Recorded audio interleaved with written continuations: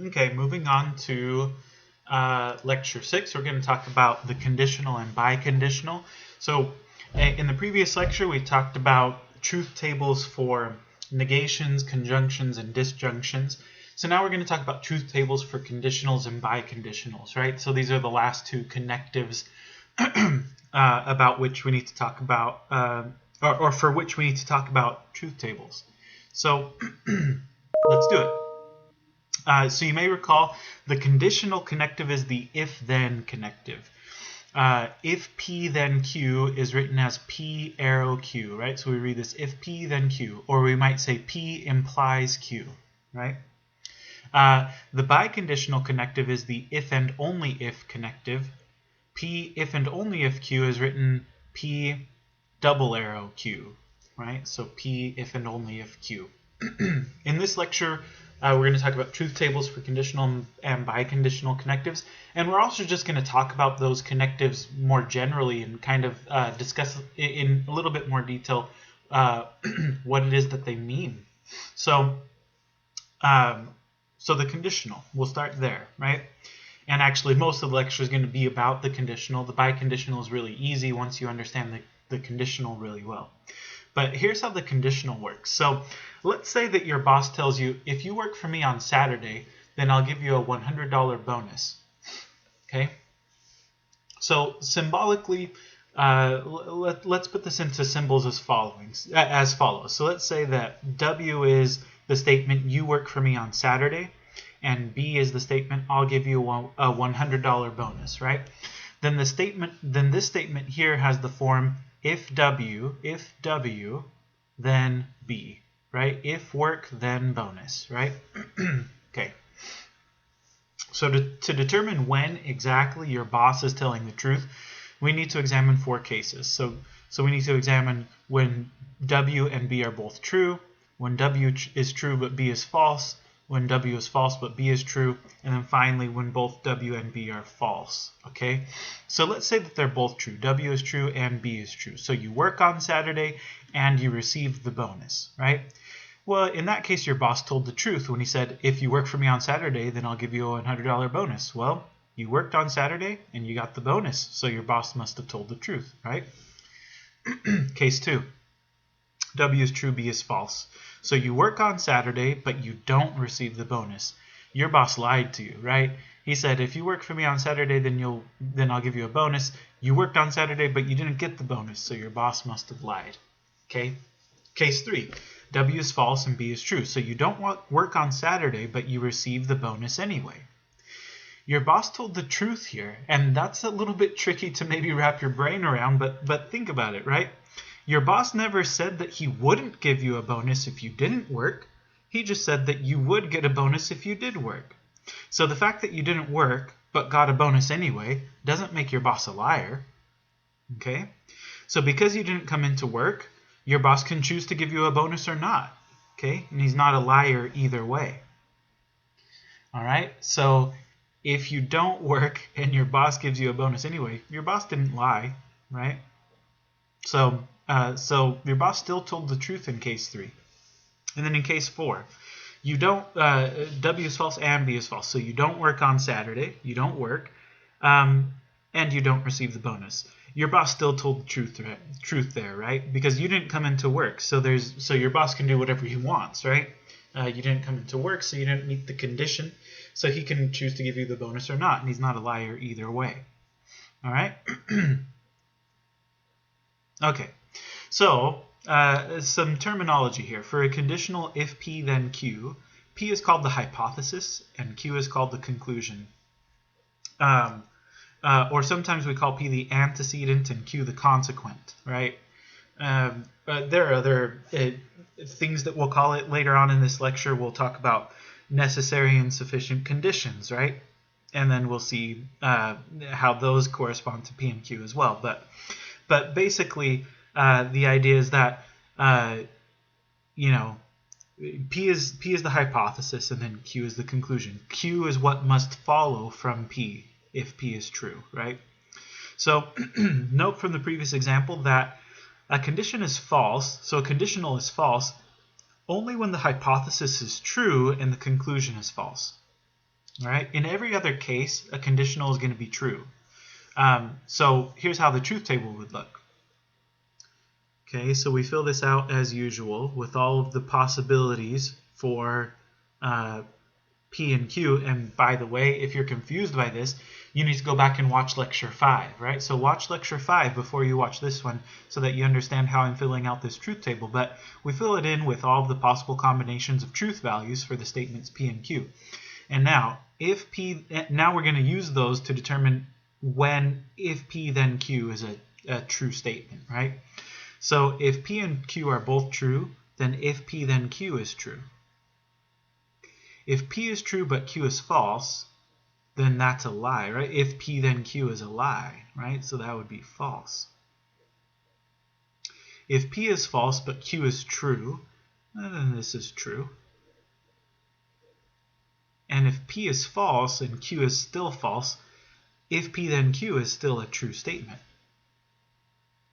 And again, these last two they seem a little bit strange, but go back and read through the case 3 and case 4 examples again, and you'll see why if P then Q is still true even in these last two cases. Okay. So here's an example. Let's construct a truth table for this compound statement. So we have not P or Q implies not P and not Q. So, or in other words, if not P or Q, then not P and not Q. So it looks like we've got two variables. So my truth table should just have 2 to the second power, so 4 lines in it. Okay, so let's do this.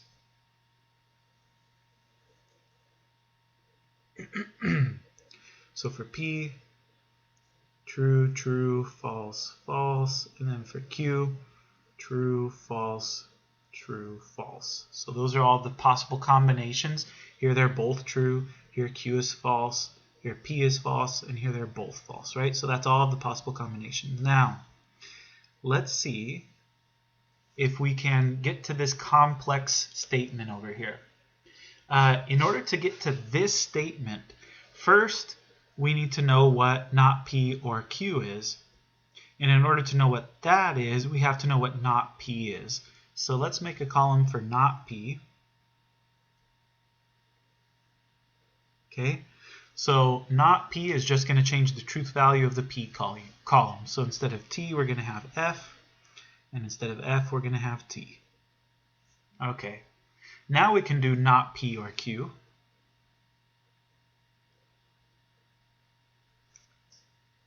Okay, for that, we're going to look at this column and this column, right? And for a disjunction, for an OR, we only need for one of these to be true in order for this statement to be true. So we only need for one of these simple statements to be true in order for this compound statement to be true. So here we've got 1 true, so that means this is true. Here we've got 2 false, so this is false. Here they're both true, so this is true.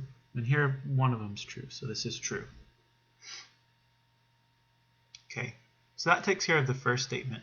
Now the next, or the first part of the statement. The next part of the statement is not P and not Q. In order to know what that is, we first need to know what not Q is. So let's make another column for not Q. This means we're going to look at the Q column and switch the truth values. So instead of T, we're going to have an F.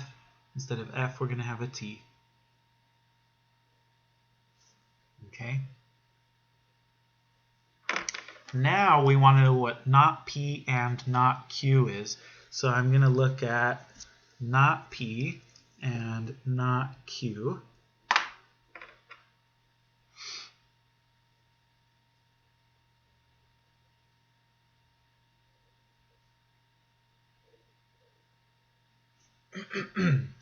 Okay, so not P and not Q. So I'm looking at these two columns.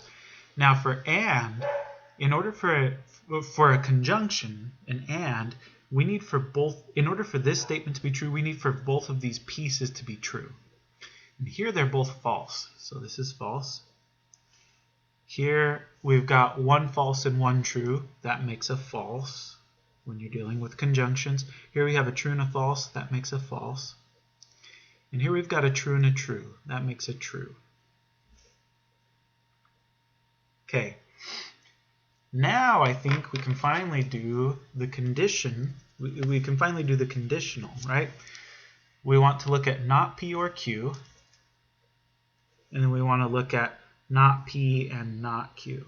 So we want to look at those two columns. And this will give us the statement that we were kind of driving at from the beginning. So this is kind of our final statement.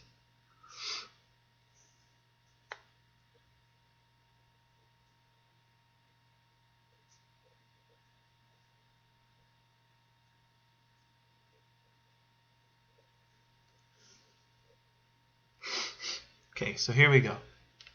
Now remember, the conditional is going to be true in every case except for when the hypothesis is true but the conclusion is false. So if this is true and this is false, then the conditional is false.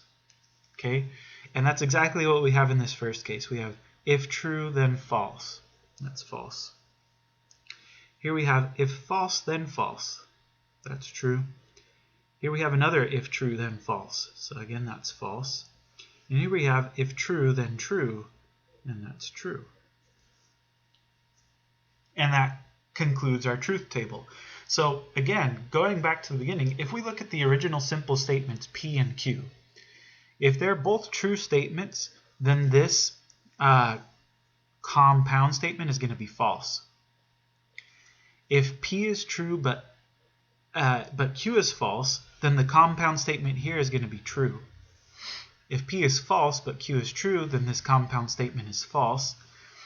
And if P and Q are both false, then this compound statement is true. So that's kind of interesting. So it looks like it's true as long as Q is false, right? So whenever Q is false, this statement's going to be true. All right. So that's that first example. Here's another one. It says, Emilio has just purchased a new solar-powered music system for his iPod from Overstock.com that has the following return policy. If you return this system within 30 days in its original packaging, then you will be given a full refund on your purchase. Okay. Dissatisfied with his system, Emilio returns it in its original packaging, but is denied a refund. What can you deduce from this information? Okay. Well, there are a couple things, I guess, that you could deduce. One thing that you could deduce is that Overstock lied, right? But another thing that you could deduce is that maybe he didn't return it within 30 days. He returned it in its original packaging, but since he was denied the refund, it must be that this first condition wasn't met, right? And what part of the first condition isn't met? The part that says that, he's got to return it within 30 days. Okay, so that's what we would deduce. You could turn this into a symbolic logic. You could say you have to return the system within 30 days, and it has to be in its original packaging. So you could say so it has to be a W and O for original packaging. So if W and O, then you will be given a full refund, R, right? So yeah, the only way he's not going to get the refund is if either W or O or both are not fulfilled. And we're told that O was fulfilled. It was returned in its original packaging. So that means W, right? The within 30 days. So Emilio must not have returned the system within 30 days. Okay? So that's what we would deduce. Okay. Now, some more things to say about the conditional. So here are some statements that people often confuse with the conditional. One of them is logically equivalent to the conditional, and the other two are not. Okay, but we can derive the following statements from the conditional: if P then Q, right? So the converse would be if Q then P. The inverse would be if not P then not Q. So notice with the converse, you switch the order. With the inverse, you keep the same order, but you just negate both sides. And then finally, the contrapositive is if not Q, then not P. And so with the contrapositive, you switch the order and you negate both sides. Okay, so we'll talk about which of these are logically equivalent, right? So example 3 says, use truth tables to determine which of the above statements, the original statement, its converse, its inverse, and its contrapositive, are logically equivalent. So we're going to need 4 truth tables for each of these. And remember, 2 statements are logically equivalent if the last column of the truth tables are identical, right? Assuming that the original assuming that they have the same variables to begin with. So let's do this for the original statement.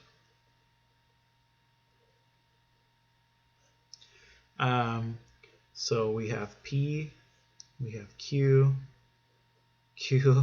and then we have if P then Q.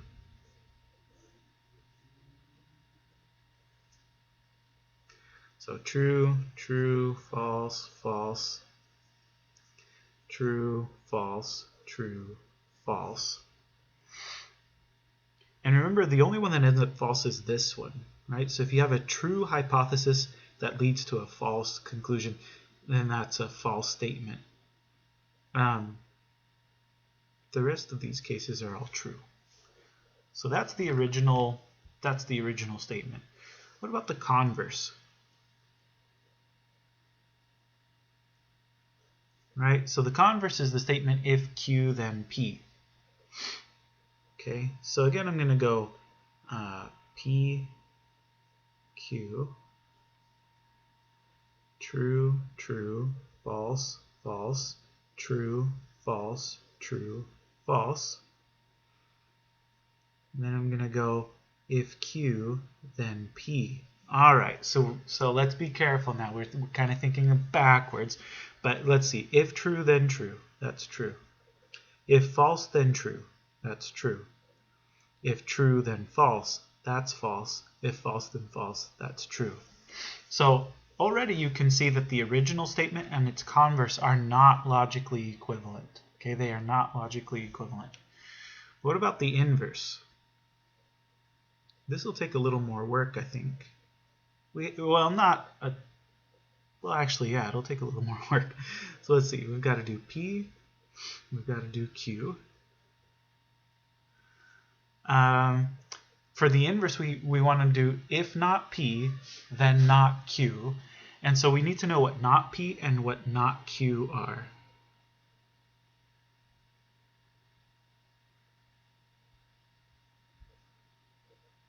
Not Q. And then finally, we'll be able to figure out what not P, if not P, then not Q. We'll be able to figure out what that is. Okay, so true, true, false, false, true, false, true, false. And then the negation is just going to switch the truth values. So here it's going to be false, false, true, true. Here's going to be false, true, false, true. And now we want to know if not P, then not Q. So we're going to compare these 2 columns. Well, if false, then false, that's true. If false, then true, also true. If true, then false, that's when it's false. And if true, then true. Okay, that's true.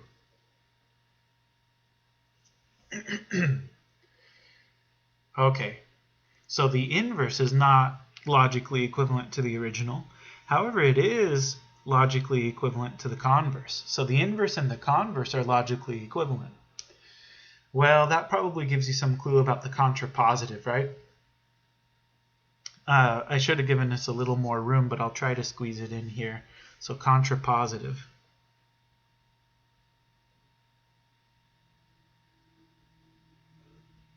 So the contrapositive. Again, we'll need P,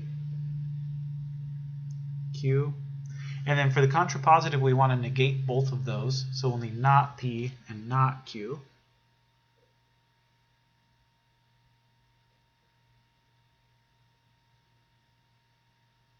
And then once we have those, we'll be able to do not Q, then not P.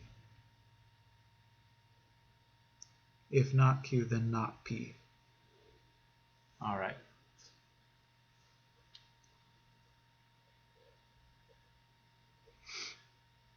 So let's see what we get. True, true, false, false, true, false, true, false.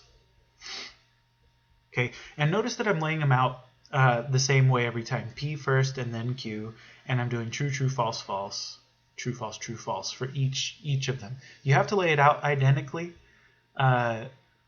in order to be able to compare the last rows meaningfully.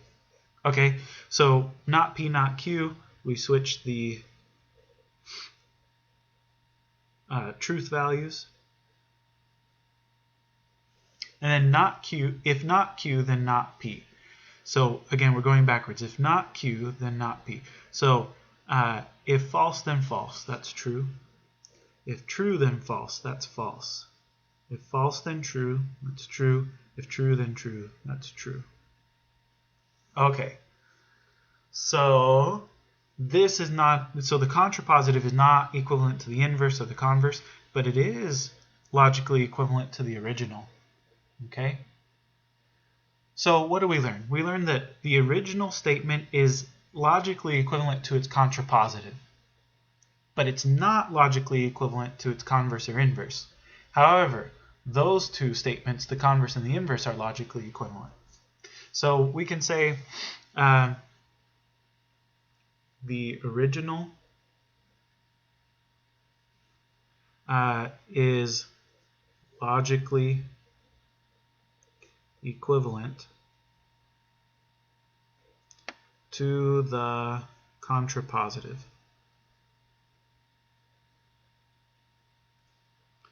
And the converse is logically equivalent to the inverse. And then if you want to say, if you want to note as well, then you could say, however, right, the original is not logically equivalent to the converse or the inverse or whatever, right? Okay, so that's that. Well, let's practice a little bit more with this converse, inverse, contrapositive business. So number 4 says, write in words the converse, inverse, and contrapositive of the statement, if it's raining outside, then there are clouds in the sky. That would be a true statement, right? If it's raining outside, then there are clouds in the sky. So what would the converse be? The converse would be, if there are clouds in the sky, then it is raining.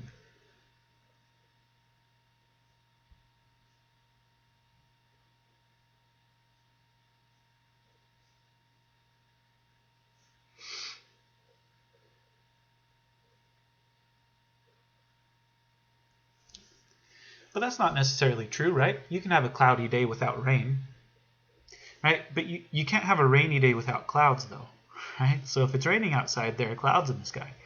But if there are clouds in the sky, it's not necessarily raining. Nevertheless, this is what the converse is, right? The converse says, if there are clouds in the sky, then it's raining. That's a false statement. So the original statement is true, but its converse is false. What about the inverse? So remember, the inverse keeps the same order, but it negates the statements. So it would say, if it's not raining outside, then there are not clouds in the sky.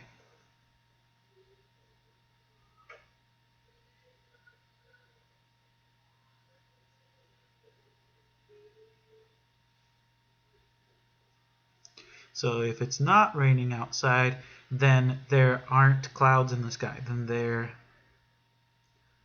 are not clouds in the sky. Again, not true, right?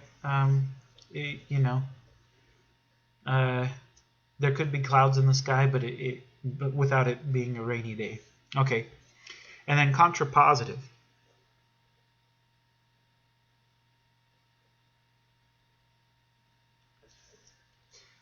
The contrapositive that's when you switch the order of the statements and you negate both of them. So the contrapositive would say, there are not clouds in the sky, or if there are not clouds in the sky, then it's not raining outside.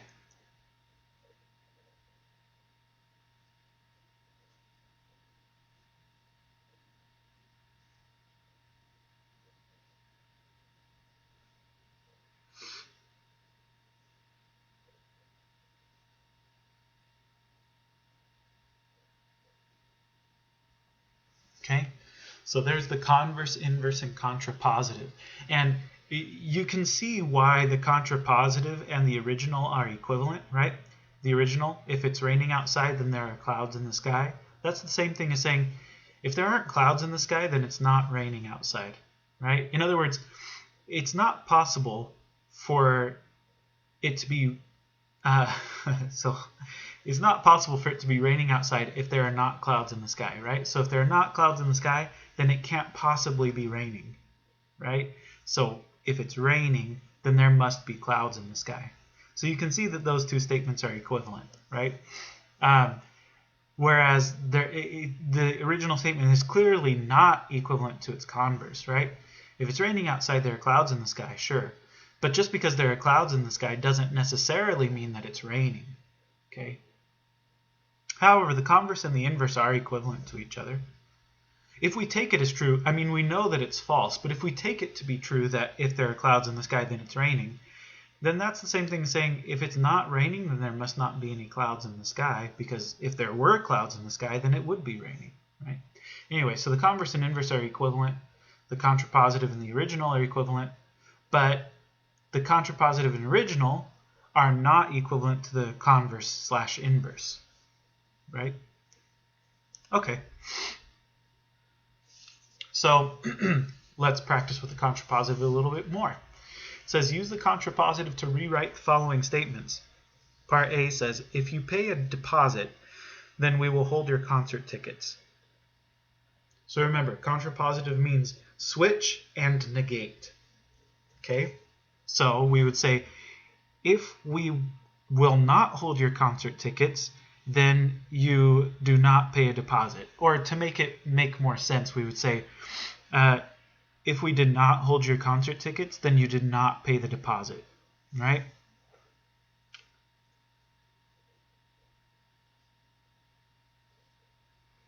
Or if we did not hold your concert tickets,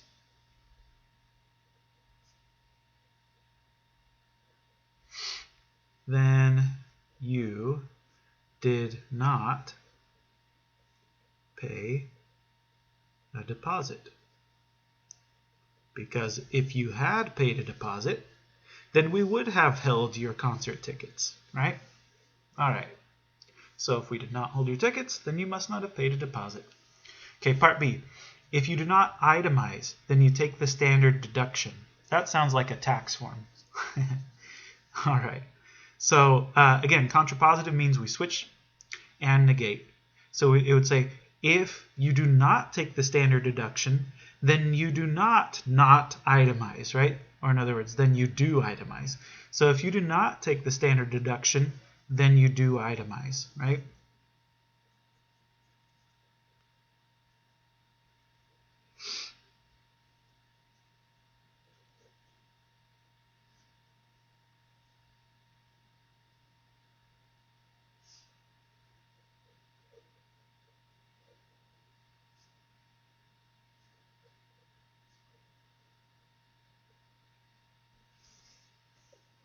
Okay. So that's converse, inverse, and contrapositive. A little bit more to say about the conditional. Okay. And that is that there are multiple ways to word conditionals. I think at the beginning of the lecture I said we could use the word imply. So instead of saying if P then Q, we could say P implies Q. But there are other ways to word conditionals as well. And in particular, something that is very confusing because this works maybe a little bit differently than the way you're used to it working in regular everyday language, is the concept of if versus only if. So let's try to wrap our brains around like the difference between saying if and saying only if. Okay. So instead of saying, if you work for me on Saturday, then I'll give you a $100 bonus, your boss could have said, I'll give you a $100 bonus if you work for me on Saturday. It means the same thing. It's just another way of saying the same thing, right? So if you work for me on Saturday, then I'll give you a $100 bonus. That's the same as saying, I'll give you a $100 bonus if you work for me on Saturday. Okay? Now remember, this means that if you don't work on Saturday, your boss may still give you a bonus anyway. Okay?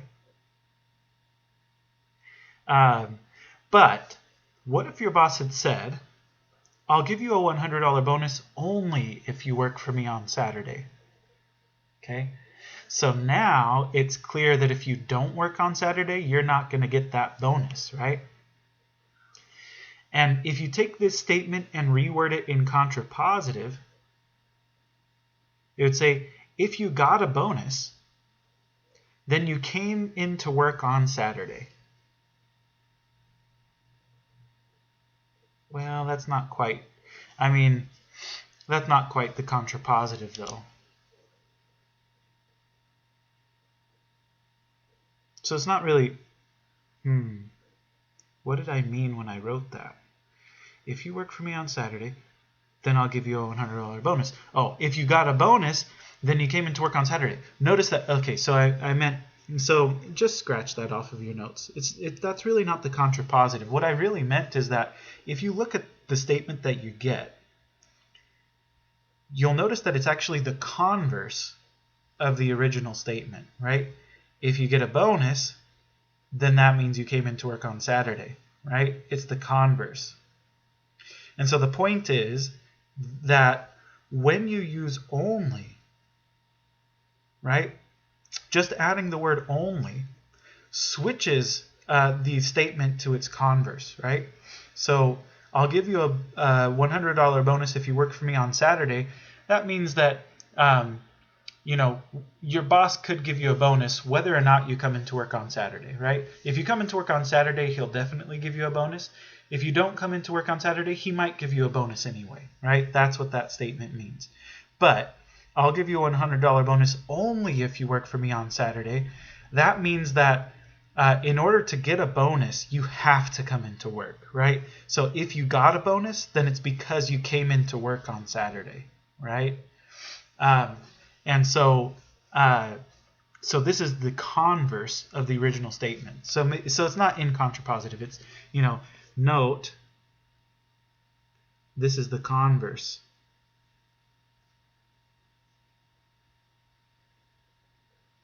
of the original statement. Okay? And the only difference is that here we just had if, and here we had only if. So that's the difference between if and only if. In other words, I'll give you a $100 bonus if you work for me on Saturday, translate as, if you work, then you get a bonus, right? Whereas I'll give you a $100 bonus only if you work for me on Saturday translates as, if you got a bonus, then you must have come into work, right? All right. So if P marks P as a sufficient condition, that means in order to have Q, it's enough or it's sufficient to have P, though you may not actually need P, right? Whereas only if P marks P as a necessary condition. In order to have Q, you absolutely must have P. Okay, so that might require you to pause and kind of think about this a little bit. You might need to chew on this a little bit in order to fully grasp it and fully understand it. Okay? But if P marks P as a sufficient condition, right? So if you have P, then you'll get Q, right? Only if P marks P as a necessary condition. In order to have Q, you absolutely have to have P in that case, right? So to summarize, each of the following forms expresses the conditional if P then Q. You could say Q if P. You could say P only if Q. You could say P is sufficient for Q, right? If P then Q, so P is sufficient for Q. Or you could say Q is necessary for P. If you got Q,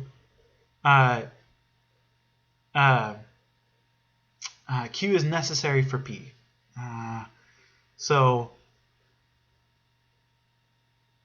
Well, that one's a little bit trickier, I guess, to understand, right? It's sort of related to the only if thing. But anyway, Q is necessary for P. All of these things mean the same thing. So symbolically, you can think of it this way. If P, then Q. So with the P, you would put an if there, and it would mark it as a sufficient condition. For the Q, you would put an only if there, and that would mark it as necessary. So let's just practice.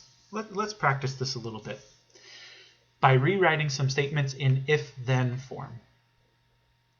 So part A says, your driver's license will be suspended if you are convicted of driving under the influence of alcohol.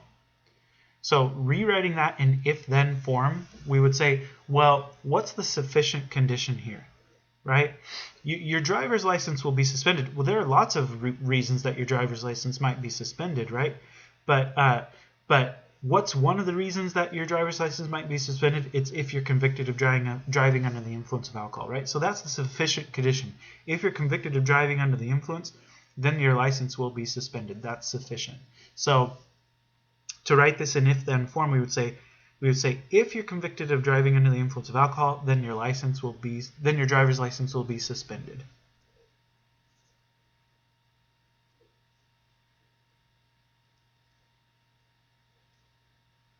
I'm just going to abbreviate of driving under the influence of alcohol.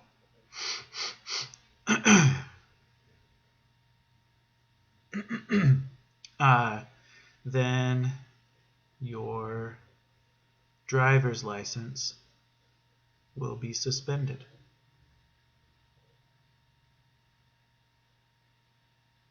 Okay. Part B. You will graduate only if you have a 2.5 grade point average.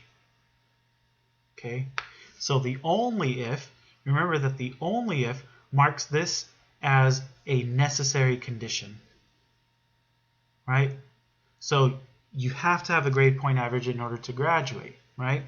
So that means if you will graduate, then you must have had a 2.5 grade point average, right? So if you will graduate, maybe we'll say, if you graduate, then you have a 2.5 grade point average. Okay, so if you graduate, then you have a 2.5 grade point average, right? So very good. So only if,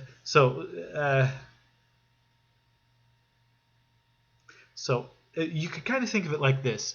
Sorry, I paused there because I was trying to think through this. But yeah, I think you could say it like this. When you just have an if sort of between the two statements, then to write it in if-then form, you actually have to switch the order around. Okay? The stuff that's connected to the if has to come first. So if that, then the other thing. When you have only if, then the order stays the same, right? If you graduate, then you must have had a 2.5 GPA. Okay? All right. Part C. to hold your reservation, it is sufficient to give us your credit card number, right? It is sufficient to give us your credit card number.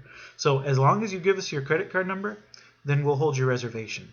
We might hold your reservation for other reasons, but you can definitely assure that we'll hold your reservation if you give us your credit card number. So this is the sufficient condition. It comes first. We would say if you give us your credit card number, then we will hold your reservation, right?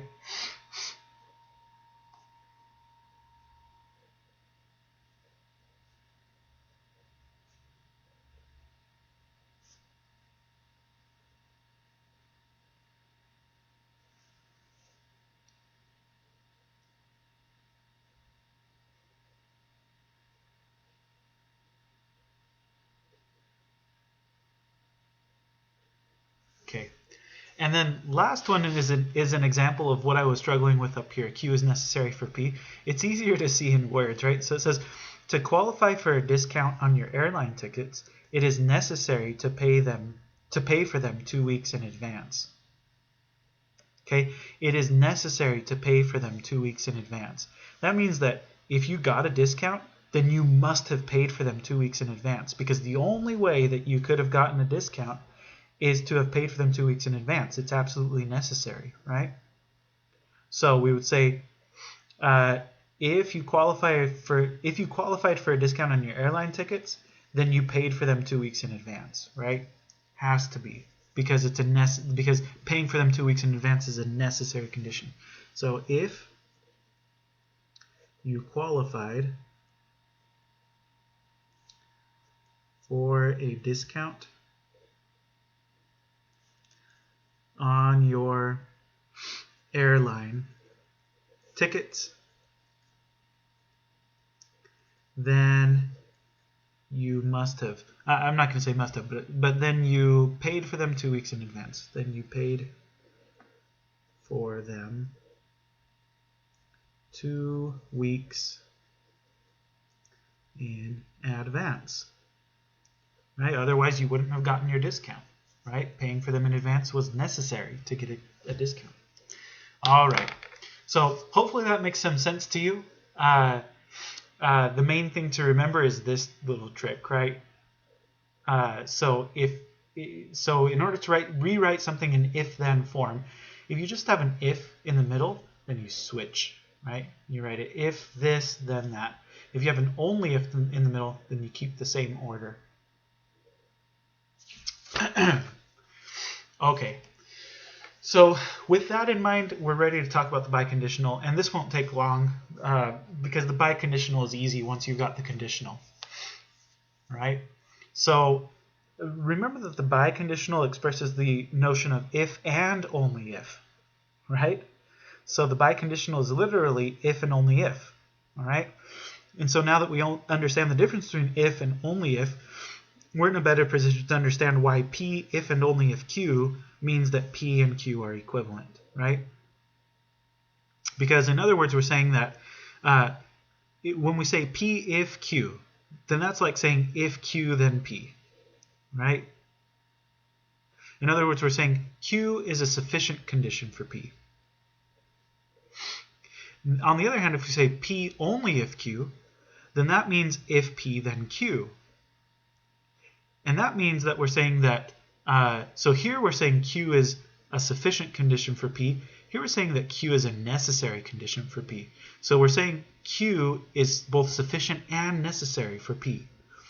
That means that anytime you get P, you're going to get Q, right? So that's why if and only if means equivalence, right? P and Q are equivalent, right? So anyway, mathematically, the way that we think about if and only if, P if and only if Q, is we think P if Q and Q if P, right? We think of it as these two separate statements joined together. And so keeping that double meaning in mind, we can fill out the truth table for a biconditional pretty easily. So again, we're going to fill it out: true, true, false, false, and then true, false, true, false. And then we're going to do the biconditional thing. So in order for the biconditional to be true, both conditions, P, if P then Q, and if Q then P, have to be true. So let's check to make sure that it works in both directions, right? So if true then true, right, that's true. If true then true, right, that's true. Therefore, the biconditional is true there. If true then false, that's false, right? So right off the bat, we know that this is going to be false. Okay. If false then true, right, that's true. If true then false, that's false. That means this is going to be false. And then finally, if false then false, that's true. If false then false, that's true. So this is true. Okay, so this is what the truth table looks like for a biconditional. So you'll notice that in a biconditional, the biconditional is true whenever P and Q have the same truth value. So if they're both true, then the biconditional is true. If they're both false, then the biconditional is true. But if one of them is true and the other is false, then the biconditional is false.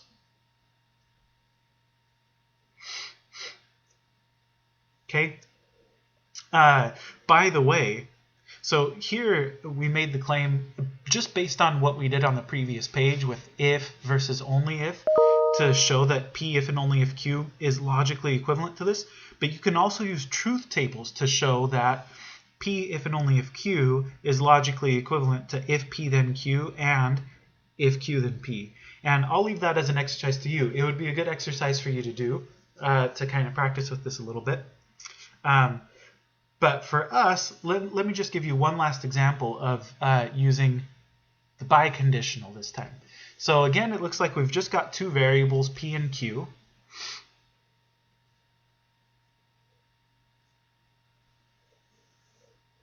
Okay.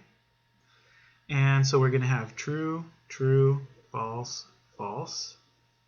And then true, false, true, false. Okay. Now, where are we trying to get? We're trying to get to this big statement here. In order to get there, I first need to know what P or Q is. So let me start with that. P or Q, the disjunction. For the disjunction, we just need at least one of either P or Q to be true. Here they're both true, so the disjunction is true. Here P is true, so the disjunction is true. Here Q is true, so the disjunction is true. But here they're both false, so the disjunction would be false. Okay. Now that I've got the disjunction, I can figure out what the negation of that disjunction would be. So not P or Q. I'm just going to take this column and switch the truth values. So it's going to be false, false, false, true. Okay. So that's that first one. For the next one, I need to know what not Q and P is. So that means first I need to know what not Q is. So I'm going to look at not Q. And so I'm going to look at the Q column and switch the truth values. Right? False, true, false, true. Okay? So I'm just switching the truth values there in the Q column. Now that I've done that, I can figure out what not P and Q is. Whoops. Let me try that again. Or no, that was right. Not Q and P. Right? So this is what I want in this column. For that, I'm going to look at not Q and P. Right? So kind of on opposite ends. And remember, for the conjunction and, in order for it to be true, we need both of these to be true. So here we only have one true, so that makes this false. Here we have both true, so that makes it true. Here we have both false, that makes it false. And here we have only one true, that makes it false. Under conjunction. Okay? So we've got not P or Q, that's right here.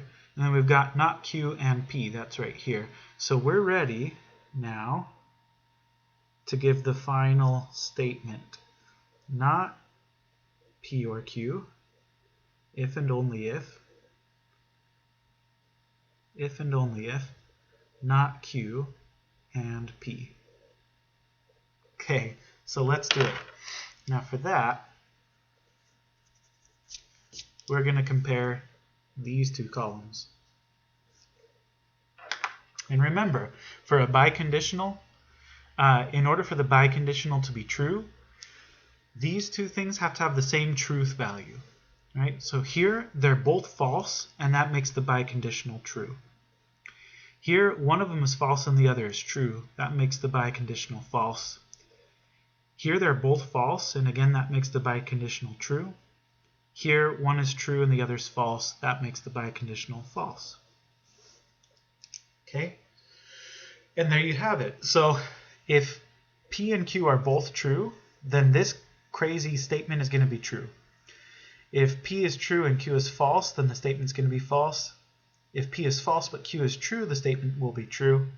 And if P and Q are both false, then the statement is going to be false. So it looks like the statement's going to be true as long as Q is true, right? It's kind of interesting.